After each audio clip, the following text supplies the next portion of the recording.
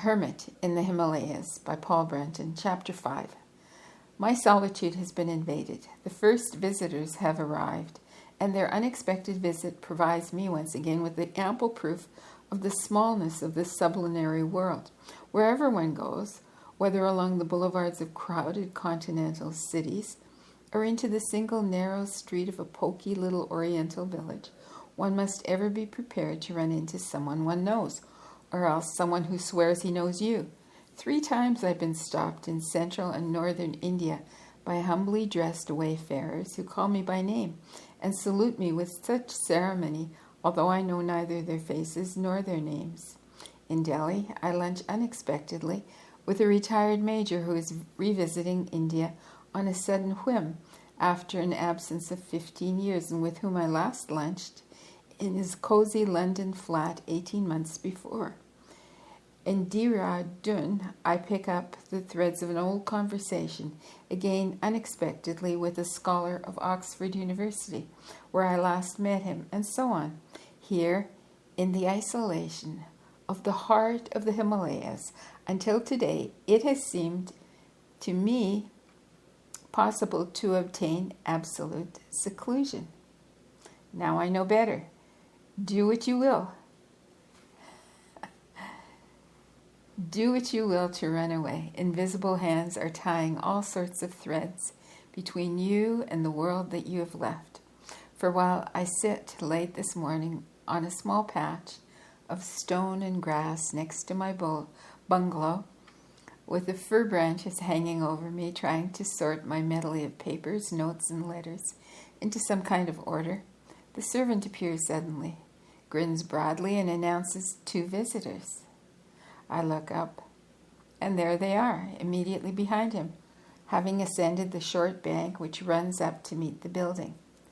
The midday sun stares down at 2 men who wear the yellow robe, a garment which proclaims them to be either yogis, monks, ascetics, holy men, tramps, vagabonds, or thieves. For in modern India, anyone who does not work for his living can put this convenient garment around his lazy body, no less than a sincere, word-scorning saint who wishes to devote his entire life entirely to real prayer and deep meditation.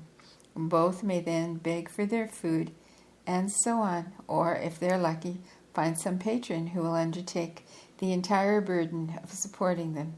The 2 men before me seem to be of a superior type. The elder man is a well-built, pleasant-faced, and aristocratic-looking. He wears his hair in long raven locks down to his shoulders. His companion is younger, slightly in build, but equally pleasant-looking. He, too, affects the abnormally long hair of his type. He is the first to speak, for he greets me by name, and to my surprise, prostrates himself upon the ground. I do not know him, and I tell him so. He replies smilingly that he knows all about me, and that he knows my master too, and then he gives me his own name, and I learn that he comes from the Malabar coast of southwest India. His companion tells me he hails from Gorakhpur on the north, the United Provinces to be precise. The latter is a guru, that is, a spiritual teacher of some influence in his own territory. The speaker himself is a kind of unattached pupil. All this information is elicited only after repeated questioning on my part. Then the elder man approaches near, touches me, and produces a large mango-like fruit, whose name I forget, but which I know to be costly. He offers it smilingly, but says not a word. Thereupon his companion explains that the man is, in quotes, keeping silent, and has not spoken for 12 years. I thank him, but refuse, saying he will need all the food he can get in this lonely region. "Oh no," exclaims the vocal one. We have some coolies following us with all our needful provisions, for we are going on pilgrimage to Gangotri, Gangotri.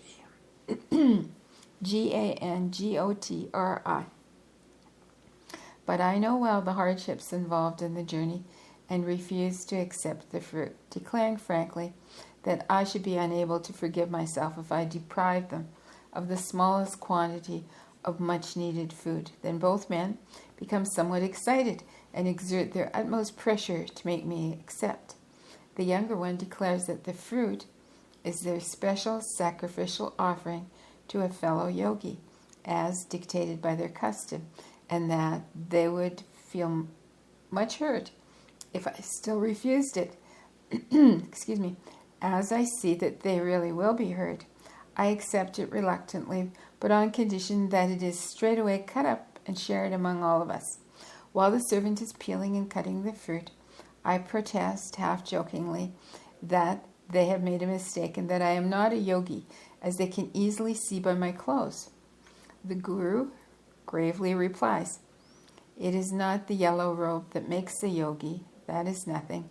It is the heart, and you are one of us." Then this is the first time, perhaps, I retort jocosely, that a yogi has come into the Himalayan forests wearing a sun helmet and creased trousers, sat himself down on a waterproof ground sheet, tapped the keys of a portable typewriter, and sipped hot tea from a vacuum flask strapped over his shoulders. The elder man is not so overcome by my trifling sally that he roars out suddenly with tremendous laughter, which continues for a full minute. Apparently his vow of silence permits laughter. Whether laughter is not really a kind of speech is a fit problem for a hair-splitting philosopher, upon which they might well engage themselves, but I have not finished questioning them. Whilst we eat the slices of delicious fruit, I ask, "But how did you know that I was staying here?" "We did not know, but we were guided," comes the calm reply. "By whom?" The spokesman smiles and points upward, and with that I have to be content. I make one last attempt nevertheless. "If you are going to Gangotri, you know this is not the usual pilgrim route. That way lies through Dharasu and Uttarkashi. Here you're being taken out of your route and making it unnecessarily longer." "But we wanted to meet you," is the gentle, smiling response. And then they rise to take their leave. They're going off to meet their coolies and to eat their lunch. The teacher, through the medium of a pencil and paper, invites me to have evening worship with him and to be his guest at dinner, as he intends resting here for one day and then get off before dawn. This time I express gratitude and feel impelled to accept. I realize that he is honoring me by thus sharing his necessarily limited supplies. Some while after lunch, the younger man pays me a second visit. His name is Bandhu Sharma. I suggest a walk and take him towards the top of the peak about a mile off, where the yellow asters grow brightly against the austere background. On the way, as we creep along a narrow rock shelf, which pants up the mountainside as though eager to get to the top and be done with it, we talk of higher things, and he drops into an autobiographical mood. Fragments of his life story drop from his lips. For 6 years he has wandered the length and the breadth of India amid the seething crowds of bazaars, and lonely huts of the jungles, in temples whose altar shrines reeked with rancid butter, and in pure arid mountain valleys, studying the wisdom of the spirit and the art of yoga at the feet of different teachers. We compare notes, for some of the latter are familiar to both of us. He says that the mystic of Tiruvannamalai, The mystic of Tiruvannamalai. Tiruvannamalai is the man who has made the profoundest impression upon him.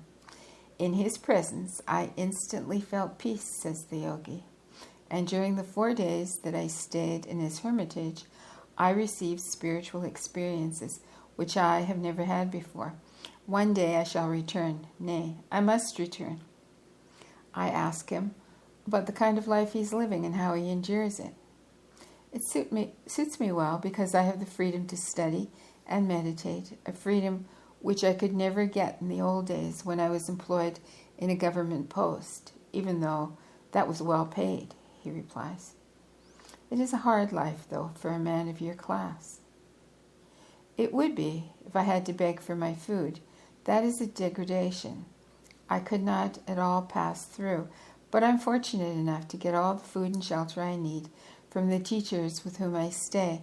Thus, on this pilgrimage to Gangotri, the teacher who is taking me is also providing for all my expenses.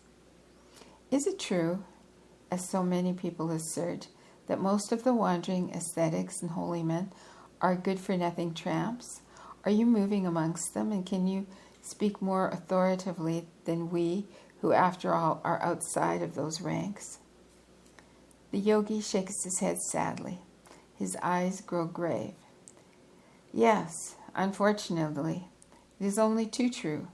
I would go farther and say that more than 90% of them are mere idlers, mendicants, or vagabonds. I have seen them in every part of India and lived amongst them, and I assure you that not more than 5% are sincere spiritual seekers. Our path skirts the forest and is flanked on the other side by a low slope. As we walk, we come upon the fresh, unmistakable traces of a bear, which has churned up the soil quite freely in search of edible roots. I tell him of an incident I witnessed while I was waiting for a train at Gwalior station. A wandering holy man owning nothing more than a water pot and a stick had terrorized the ticket collector and railroad police into allowing him to get on a train without a ticket. Before his loud voice, mysterious threats, all were afraid to move a finger, and it was certain that he would repeat the performance at his destination, and thus add more to the numerous army of ascetics who travel free on India's railways. Moreover, I could see from the man's eyes that he was strongly under the influence of recently taken hashish. Bandhu Sharma expresses his disgust in a melancholy voice. My travels and pilgrimages will be over within another year, he informs me, and then I shall throw off the society of such wastrels, forever, I hope. I shall then settle down somewhere and live in utmost simplicity on a tiny income I hope to secure from friends. I shall devote myself to study. It seems clear to me that the wandering holy men of India are simply wandering friars of medieval Europe. The modernization of India will cause them to disappear as the modernization of Europe has driven out the friars. The rare few who are real yogis may go, too, but never completely. I deem myself fortunate to have gained a footing in their exclusive ranks, for their society is more exclusive than that of aristocracy. He tells me of the point he has reached in his inner life. He can sit still in meditation for 2 or 3 hours and completely forget the outside world.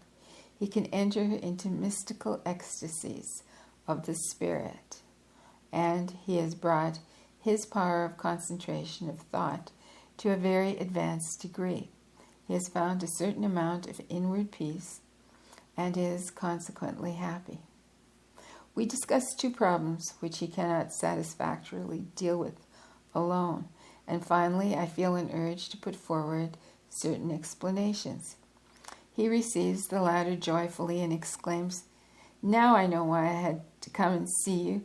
Those are the exact answers which have been eluding me." I tell him that the credit does not belong to me, but to my master, for it is to him that I am indebted for this particular bit of knowledge. We rest a while on the peak top. The place is festooned with ferns, which enlace themselves around the fir tree. On our return journey, under a sky patched with faded rose and with the snows glowing in the sunset like metal in a furnace, I come across a few wild jasmines with delighted surprise.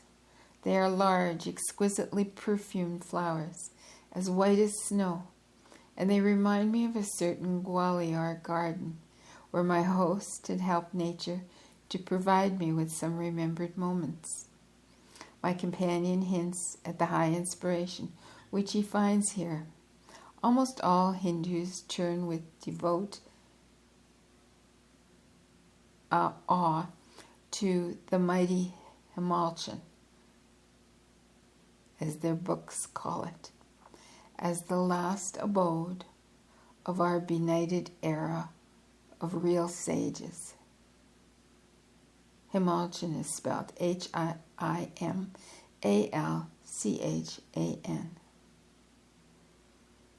In the evening, under the pale glow of a kerosene lantern, I join him and the teacher at evening worship. After they have chanted their hymns, they remain bowed to earth in reverent prayer. When it comes to an end, the dinner is produced. Everything is laid out on a huge brass dish, so that all courses from first to last appear simultaneously before my gaze. I am surprised at the comparatively varied and excellent assortment of food which is offered. All the little tidbits which Indians are so fond of are there, from chapatis, in brackets, bannocks, to rasagullas, in brackets, treacle cakes, and the guru has several coolies and a couple of servants, and is evidently well-to-do, as pilgrims go. Dinner over, I invite them into my bungalow for a final chat, as they will be off on their journey before dawn. We discuss those ancient topics of the spiritual life, which have been discussed so many times in India, and the teacher, with the aid of his quick-moving pencil, explains a number of minor points connected with his own particular branch of spiritual culture.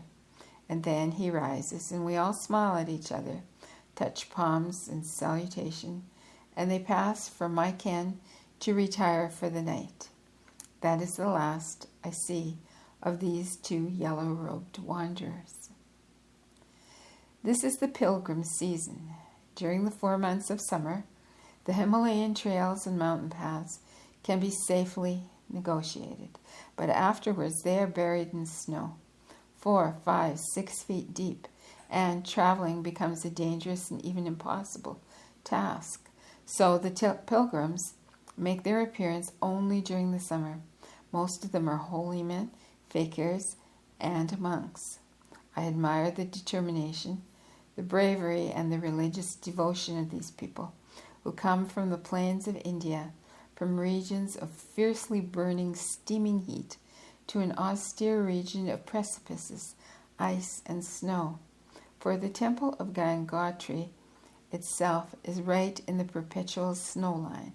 It's easy enough for a European who is fairly inured to the cold winters of his own continent to endure the Himalayan cold, but it is a matter of painful acclimatization and some suffering for these thinly clad Hindus to penetrate into such a region. Hundreds of men and even women come up on pilgrimage through canyon-like scenery to these snow-clad mountains every summer, for their religion teaches them that here their fabled gods and famous teachers lived and invisibly still live. Himalaya is the holy land of the Indian subcontinent. it is to the Hindus what Palestine is to the Jews and Christians. Here, in the grove of Badarikasrama, Badarikasrama,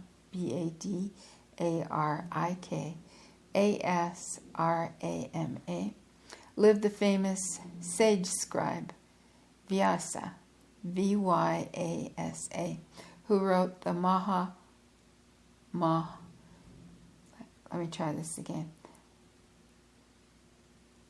Mahabharata,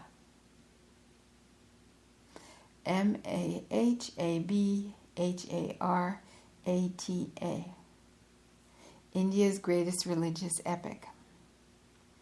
There, at Rishikesh, by the Ganges River, the Vedas, her sacred scripture, were given their final fourfold form.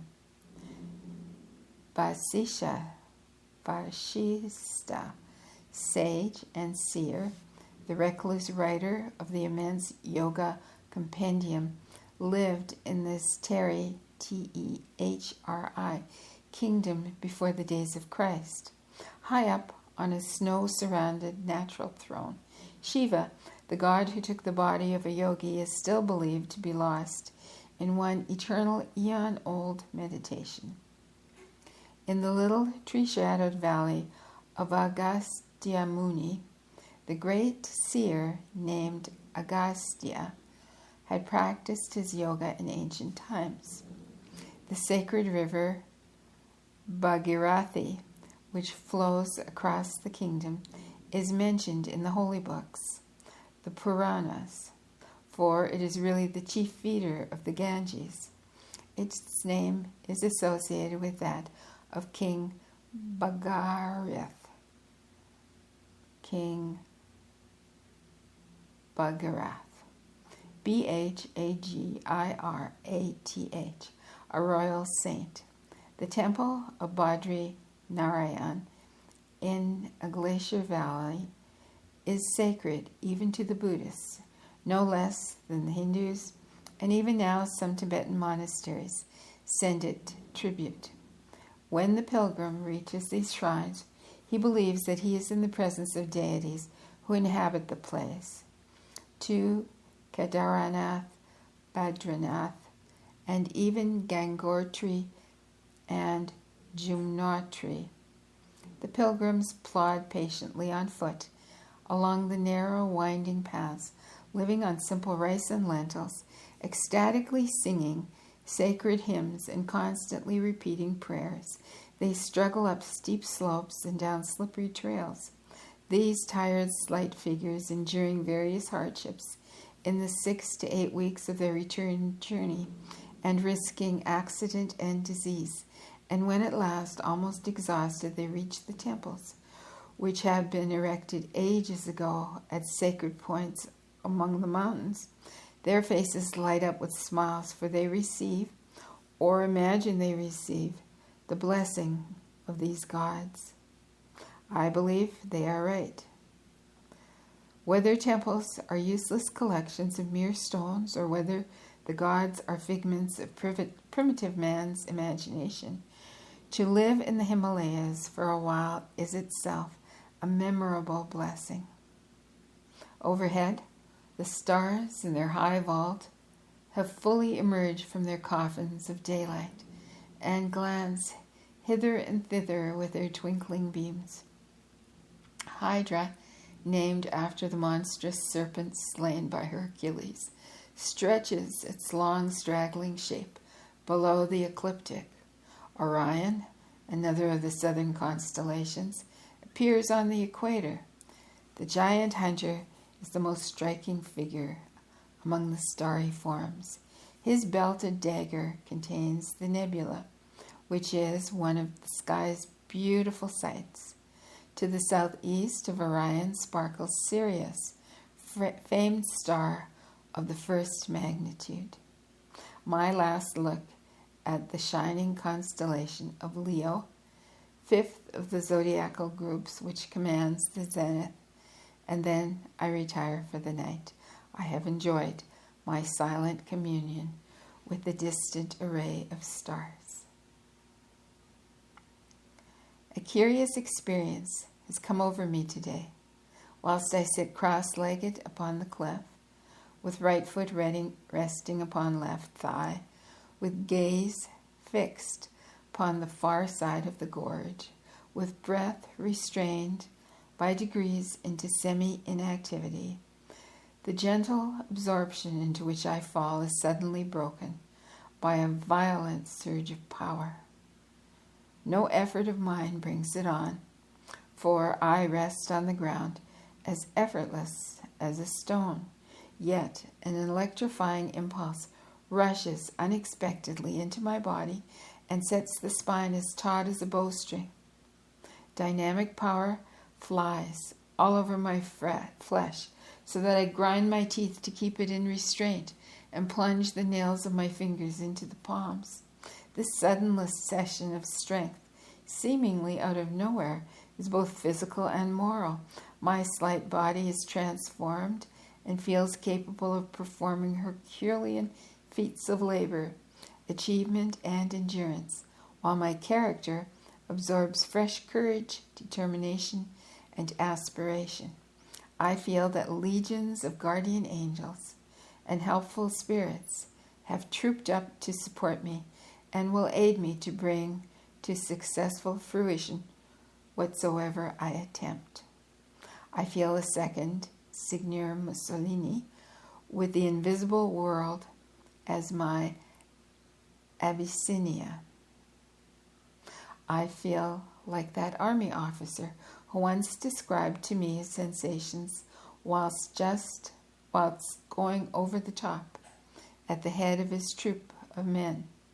The consciousness of having 1,200 men behind me, all of them utterly ready to obey my slightest word of command and to follow wherever I led them, gave me a prodigious self-confidence, which I normally do not possess, he confessed.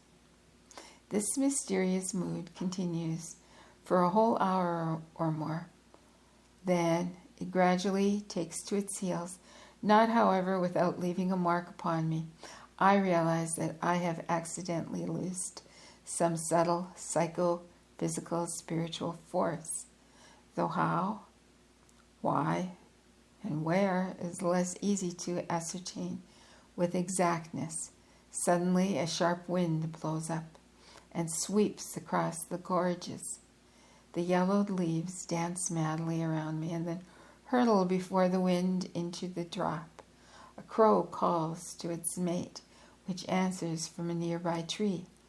A peculiar premonition then takes possession of me. It predicts the frequent return of this mood, with the consequent rising of the whole vibration of living in every sphere. With this indescribable force that has welled up from I know not where gripping me, I know that the future can be faced optimistically, fearlessly, even triumphantly. These ideas of victory will help me in the future, I feel sure. I remember that the yogi masters of old used to talk of a power that lay hidden in the etheric body of man, which, although invisible, was yet closely ramified with his physical body.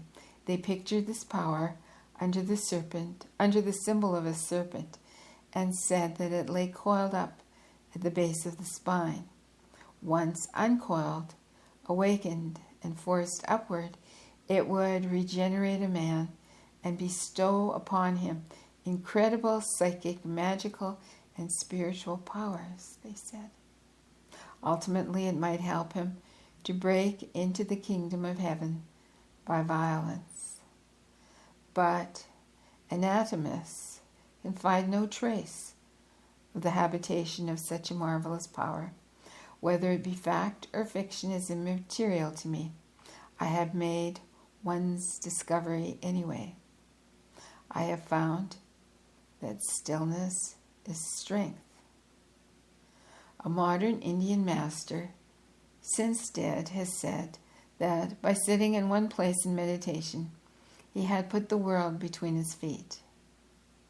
His implication was that he, who can command his thought, may command the entire universe also.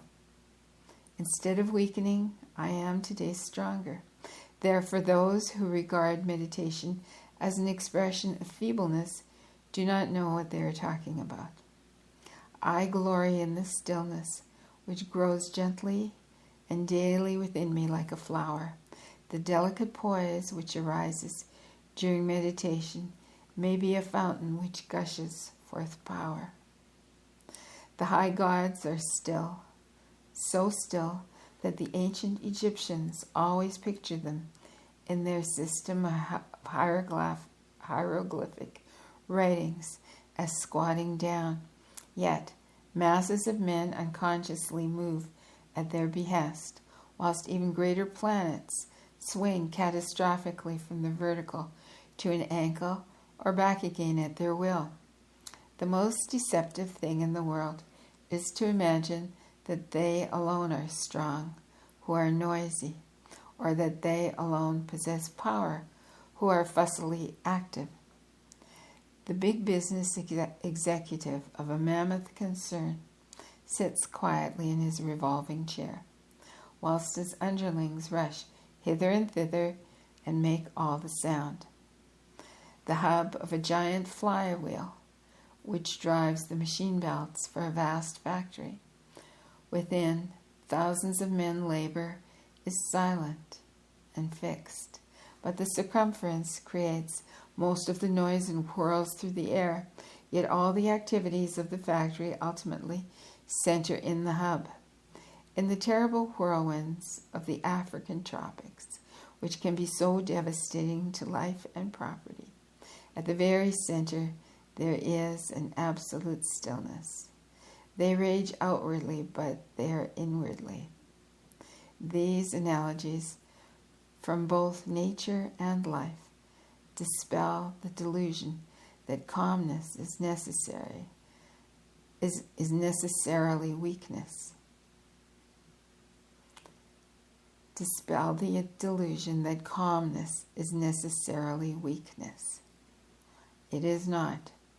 The most powerful being in the entire universe, its creator, is likewise the ever calm, the ever still. Excuse me. The Supreme Being dwells within the motionless absolute, yet all motion, all creation, all world working proceeds out of that divine stillness. And if God is made in the image, and if man is made in the image of God, then the most dynamic element within him must also dwell in stillness. This is a primary truth of life, and we would do well to acknowledge it. If the power which drives the entire factory of our universe is ultimately secret and quiet, then man, who reproduces within himself, in miniature, all the principal elements of the universe, must also be animated by a power which is likewise secret and silent. I perceive, therefore, that I have nothing to lose by persisting in my exercises of stillness.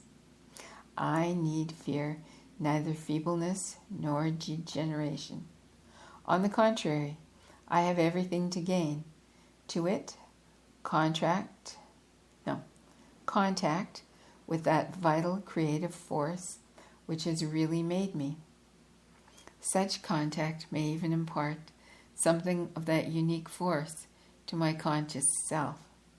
Yet outwardly there may still remain nothing but serenity. The world could go on regarding me as insignificant. That would not matter in the least. I would sense the unleashment and act with its cooperation from a profounder plane than the physical.